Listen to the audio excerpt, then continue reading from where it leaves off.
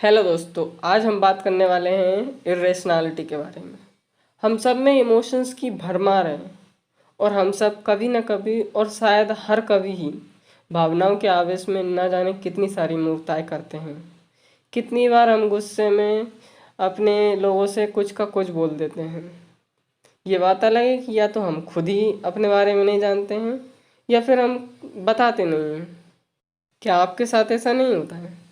कितनी बार हम अपनी आदतों को छोड़ना चाहते हैं पर नहीं छोड़ पाते हैं, ये जानते हुए कि ये आदतें किसी भी तरह से ठीक नहीं हैं। कितनी बार हम किसी काम को करने की ठानते हैं पर किसी न किसी वजह से या फिर बिना किसी वजह के भी हम उसको पूरा नहीं कर पाते हैं। जीवन में एक ही गलती को बार बार दोहराते रहते हैं और न जाने ऐसे कितने उदाहरण हैं जो हमारी भावनात्मक नासमझी को बताते हैं। आप स्वयं ही अपने जीवन की अनेक ऐसी घटनाओं को याद कर सकते हैं जिनमें आपको शायद ऐसा लगता ही होगा कि हमने इतनी सारी मूर्खतापूर्ण बातें करी थी। आप इतिहास में कितने ही सारे उदाहरण देख सकते हैं जो हम मनुष्यों की बेवकूफ़ियों से भरे पड़े हैं। जल्दी पैसे कमाने के लालच में हम कितनी बार अपने पैसे बर्बाद कर देते हैं। ऐसे कितने ही ऑनलाइन जुए वाले ऐप्स हैं जो आपको खेलने के लिए प्लेटफॉर्म देते हैं। आप उनमें अपने पैसे लगाते हैं, अपनी बैंक डिटेल्स डालते हैं बिना ये जाने कि ये ऑथेंटिक है भी या नहीं। आप खुद ही विचार कीजिए, क्या ये सच में अनबायस्ड होकर काम करते होंगे? क्या ये अपने फ़ायदे के बारे में सोचने के बजाय आपके बारे में सोचते होंगे? मुझे तो ऐसा नहीं लगता। कितनी ही बार ऐसी अफवाहें फैलाई जाती हैं जिनका सच्चाई से कोई वास्ता नहीं होता है, पर फिर भी हम उनके झांसे में कभी न कभी आ ही जाते हैं। क्या वजह है इन सब की? वजह है हमारे अंदर डीप रूटेड इरेशनैलिटी, मतलब हम में भावनात्मक बुद्धिमत्ता नहीं है। पर हम में से ज़्यादातर लोग यही सोचते हैं कि नहीं, मैं तो सच्चाई के आधार पर ही निर्णय लेता हूँ। मुझे अपनी भावनाओं पर, मुझे अपने इमोशंस पर पूरा कंट्रोल है। मैं दूसरों से ज़्यादा समझदार हूँ, अनबायस्ड हूँ और ना जाने ऐसे कितने वाक्य हम खुद से और दूसरों से बोलते हैं। पर यदि हम विकासवाद के सिद्धांत को देखें तो ऐसा बिल्कुल भी नहीं है। विकासवाद के सिद्धांत के आधार पर हम हमारे ब्रेन को 3 हिस्सों में बांट सकते हैं। पहला है रेप्टेलियन ब्रेन, जो कि सबसे पुराना हिस्सा है, जो फाइट एंड फ्लाइट रिस्पॉन्स के लिए जिम्मेदार है। दूसरा है लिम्बिक ब्रेन, जो कि हमारे इमोशंस के लिए जिम्मेदार है और जिसकी वजह से हमारे इमोशंस गवर्न करते हैं। तीसरा है, जो कि सबसे रिसेंट है, नियोकॉर्टेक्स, जो हमारे रीजनिंग पावर के लिए जिम्मेदार है। इसी की वजह से हम अपने इमोशंस को कंट्रोल कर पाते हैं, अपने अटेंशन को कंट्रोल कर पाते हैं। हम सोचने समझने की शक्ति इसी की वजह से पाते हैं और यही एक मुख्य कारण है कि हम इनसाइड आउट मूवी की तरह केवल हमारे इमोशंस से गवर्न नहीं होते हैं। रैशनल ह्यूमन बनने का पहला चरण ही यही है कि हम ये जान लें कि हम सब ह्यूमन लगातार इमोशंस फील करते रहते हैं। हम सभी बाय डिफ़ॉल्ट इरेशनल हैं और तभी हम ये भी जान सकते हैं कि रैशनैलिटी कभी भी भीड़ में हासिल नहीं की जा सकती। ये हमें व्यक्तिगत तौर पर विकसित करनी होती हैं। अगर आप सच में अपने आप को ट्रूली रैशनल ह्यूमन बनाना चाहते हैं तो अब मैं जो 3 स्टेप प्रोसेस बता रहा हूँ उसको पूरी तरह से प्रैक्टिस कीजिए।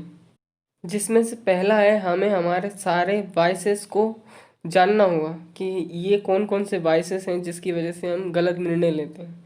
दूसरा है ऐसे फैक्टर्स को पहचानना जिनकी वजह से हम गलत निर्णय लेते हैं। और तीसरा, कुछ ऐसी स्ट्रेटजीज लगानी पड़ेगी जिसकी वजह से हम ज़्यादा रेशनल डिसीजन ले सकें। First step, vices. हम सभी में देश, काल, परिस्थिति, भाषा, क्षेत्र की वजह से न जाने कितने सारे वाइसेस होते हैं, यानी प्राकृतिक झुकाव होते हैं और इनकी वजह से हम न जाने कितने सारे गलत निर्णय लेते हैं जिन पर आगे चलकर हमें सिर्फ पछताना पड़ता है। अगर हम सिंपली सिक्के के दूसरे पहलू को देखने का कोशिश करें तो बहुत सारी गलतफहमियां तो वैसे ही दूर हो जाती हैं।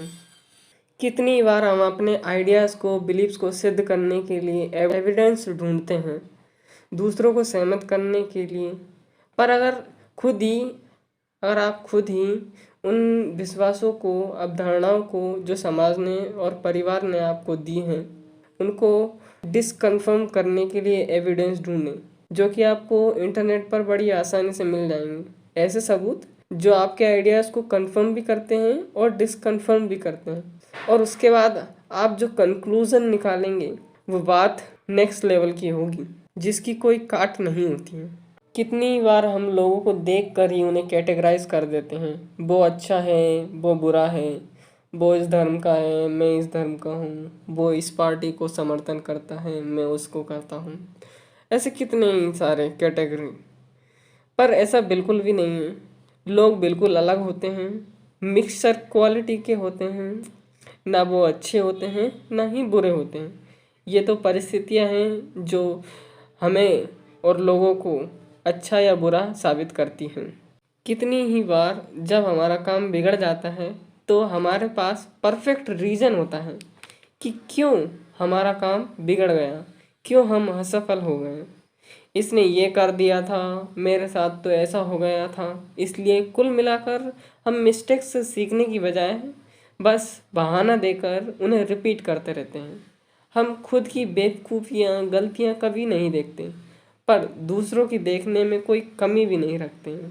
कुल मिलाकर दूसरों पर ब्लेम करते रहते हैं। कितनी बार हम भीड़ में ऐसे ऐसे काम कर देते हैं जो अगर हम अकेले में हों तो कभी ना करें, क्योंकि भीड़ में हमारी कोई जिम्मेदारी थोड़ी ना होती है। और इसके विपरीत बहुत सारे ऐसे काम हैं जो हम अकेले में करते हैं, अगर यही हम लोगों के साथ रहें तो वो काम ना करते हैं। मतलब कुल मिला के बहुत सारे वाइसेस हो सकते हैं जिनकी वजह से हम गलत निर्णय लेते हैं और गलत काम करते हैं। लेकिन जब हम इनको उसी वक्त पहचानने लगते हैं तो इनका असर हम पर उतना फिर हो नहीं सकता, और फिर हम सोच समझकर सही निर्णय भी ले सकते हैं, ले पाते हैं। स्टेप 2, इन्फ्लेमिंग फैक्टर्स, जिनसे हमको सावधान रहना है। ऐसे कितने ही फैक्टर्स होते हैं जिनकी वजह से हम भावनात्मक संतुलन यानी इमोशनल बैलेंस खो देते हैं। जब हमसे कोई चुभती हुई बात कह देता है तो हम उसे सहन नहीं कर पाते हैं और आवेश में आकर अंट संट कुछ भी बोल देते हैं, और बाद में हमें उसी बात पर पछतावा होता है।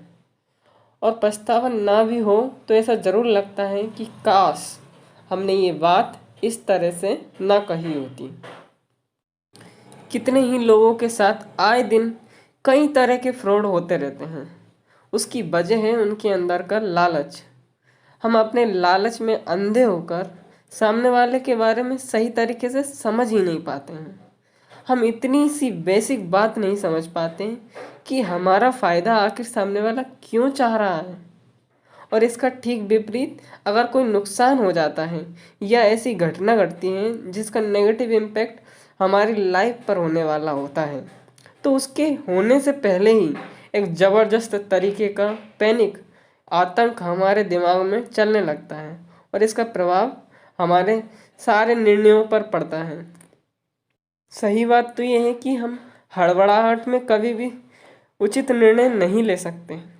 इनफ्लेमिंग इंडिविजुअल्स, कितनी ऐसी घटनाएं हैं जो शुरू में सामान्य ही लगती हैं, पर जब कुछ लोग उसी बात को एक अलग तरीके से बताते हैं, स्पेशली जब उसके पीछे एक स्पेशल नैरेटिव होता है और उसमें भी हिंसापूर्ण और भड़काऊ तरीके से पेश किया जाता है, तो न सिर्फ अनपढ़ बल्कि पढ़े लिखे लोग भी नहीं समझ पाते कि किस तरह से वे उनके प्रभाव में आकर व्यवहार कर रहे हैं।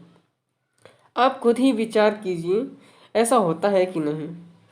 ये तो हो गई समस्या और वो किस तरह से हम पर प्रभाव डालती है, पर हम इससे किस प्रकार बच सकते हैं। यहाँ पर आता है अधिकतम संदेहवाद का सिद्धांत, यानी मैक्सिमम स्केप्टिसिज्म। आपका सबसे बड़ा डिफेंस है कि आपकी रीजनिंग पावर, यानी आपकी खुद से सोचने की क्षमता। Independence, mind tend to think independently, यानी स्वतंत्र व्यक्तित्व ही स्वतंत्र विचार रख सकता है। फिर भी हम और क्या क्या कर सकते हैं अपने आप को ट्रूली रेशनल बनाने के लिए। पहली बात, अपने आप को पूरी तरह से जानिए। आपके कितने ही ऐसे अनुभव होंगे जब आपने गलतियाँ की होंगी, आपने किसी से झगड़े किए होंगे, इमोशनली फूल बने होंगे, तो आपने उस समय किस तरह से रिएक्ट किया था? क्या वो सोच समझ कर किया था? ज़्यादातर समय हम ऐसा नहीं करते हैं। लेकिन जब हम अपने रिएक्शंस के बारे में जानने लगते हैं, उनको एनालाइज करने लगते हैं, तो फिर हमें ये भी पता चलने लगता है कि मुझे ऐसे नहीं ऐसे करना चाहिए था, ऐसे नहीं ऐसे बोलना चाहिए था। तभी और सिर्फ तभी हम अपनी स्ट्रेंथ और वीकनेस को जान सकते हैं। तभी और तभी हम अपने इमोशंस की रूट कॉज को पहचानने लगते हैं।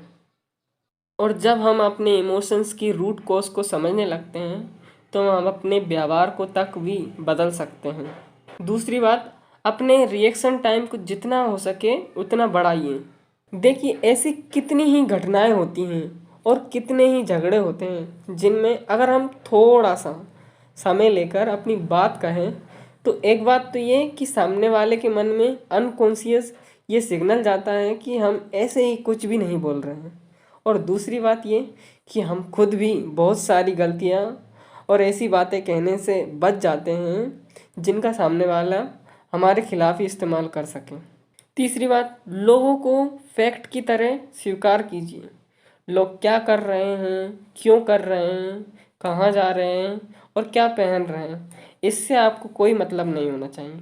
आपको किसी से भी कोई मतलब होना ही नहीं चाहिए जब तक कि उसकी वजह से आपको कोई नुकसान नहीं है, आपके काम को कोई नुकसान नहीं है। लोग जैसे जीना चाह रहे हैं उन्हें बिल्कुल वैसे ही रहने देना चाहिए, जब तक कि वो आपके बहुत करीबी ना हो। एक बात और, दूसरों को सुधारने से पहले खुद कितने पानी में हैं ये ज़रूर जान लेना चाहिए। आखिरी बात और सबसे ज़रूरी बात, रेशनल होने का मतलब ये नहीं कि आप में इमोशंस होंगे ही नहीं, बल्कि आप उन इमोशंस का यूज़ किस तरह से करते हैं, उनमें किस तरह से आप संतुलन संतुलन स्थापित करते हैं। यही बातें जो आपको प्रैक्टिस से सीखनी हैं। जिस तरह घोड़े की असीम ताकत और तेजी को घुड़सवार डायरेक्शन देता है, ठीक उसी तरह हमारी थिंकिंग डायरेक्शन डिसाइड करती है। और उस काम को करने के लिए एनर्जी आती है हमारे इमोशंस से। चाहे किसी भी तरह का इमोशंस क्यों ना हो, वो हमारे अंदर की ऊर्जा का ही रूप होता है। तो इस तरह हम अपने नेगेटिव इमोशंस को भी सही डायरेक्शन देकर उनका उचित इस्तेमाल कर सकते हैं। इसके साथ ही मैं अपनी बात ख़त्म करता हूँ। अगर आपको ये वीडियो अच्छी लगी तो मेरे चैनल को सब्सक्राइब कीजिए। Thank you so much.